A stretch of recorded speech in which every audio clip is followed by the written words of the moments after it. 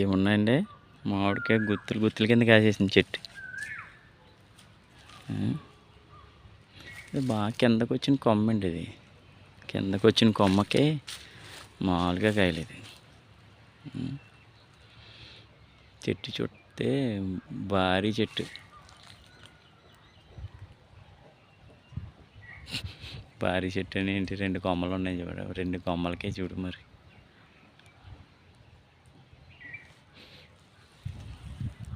తెగిపోయింది. పచ్చడికాయ అండి ఇది, పచ్చడికాయ. దేశపల్లికాయ అంటారంట దీన్ని, దేశపల్లికాయ. ఇది బంగిడిమిల్లి అండి. బంగిడిమిల్లికాయ మచ్చ రాకుండా అది కడతారన్నమాట. మచ్చ ఉండదు. కాయ వచ్చి 100 రూపాయలు కాయ. ఒక కాయ వచ్చి 100 రూపాయలకి అమ్ముతారు. చుక్క చుక్క కింద వచ్చేది కదా, అటువంటిది రాదు ఇలా కవర్లు కడితే. ఈ కవర్లోనే ప్యాకింగ్ లిక్విడ్ ఏదో ఉంటుంది అనుకో, నేను చూపిస్తాను చూడండి. ఇదిగోండి అలాగే బ్లాక్ లోపల కట్టిన తర్వాత పడిపోతూ ఉంటాయి ఇలాంటి కాయలు.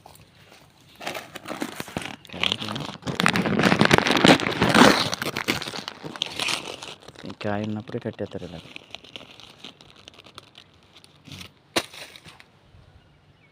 బంగిడిమిల్లి కాయ అండి ఇది. ఇది చూసారు అది ఎలా ఉందో, ఒక్క కాడకి ఒక కాయ.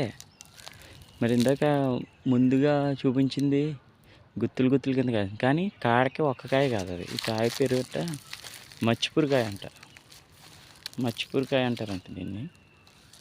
ఇది పచ్చడికాయ, టెంక పట్టి ఉంటుందండి, మామూలుగా ఉండదు. అబ్బాబ్బాబ్బా, టెంక అలా సప్పలింతే అన్నం మరి తింటే టెంక ఉండిపోతుంది. ఎంత ఎలాగైనా సప్పరించినా ఇంకా పుల్ల పుల్లగానే ఉంటుంది, మామూలుగా ఉండదు. మచ్చిపూరికాయ కాడలతో ఎలా కిందకంటే వెళ్ళిపోతుంది కాయ. చూసారు ఎలా ఉందో. ఇది బంగిడిమిల్లి కింద కాసేసినాయి చూడు కాయలు. ఇది బంగిడిమిల్లి కాయలు అండి, మామూలుగా లేవు.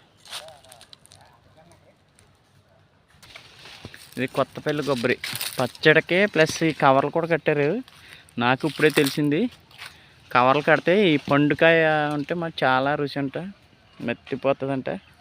బంగిడిమిల్లి కాయ కన్నా బాగుంటుందంట. నేను పచ్చడికాయ అనుకున్నాను తప్ప, ఇప్పుడు ఇది కాయ తయారు చేసి మొగ్గేసిన దానికి కూడా ఉపయోగపడుతుందంట. ఫ్రెండ్స్ చాలా బాగుంది ఇది. ఇదొకటి రసాలు, ఇవి ఈ రసాలు పొడుగ్గా ఉన్నాయి చూసారా,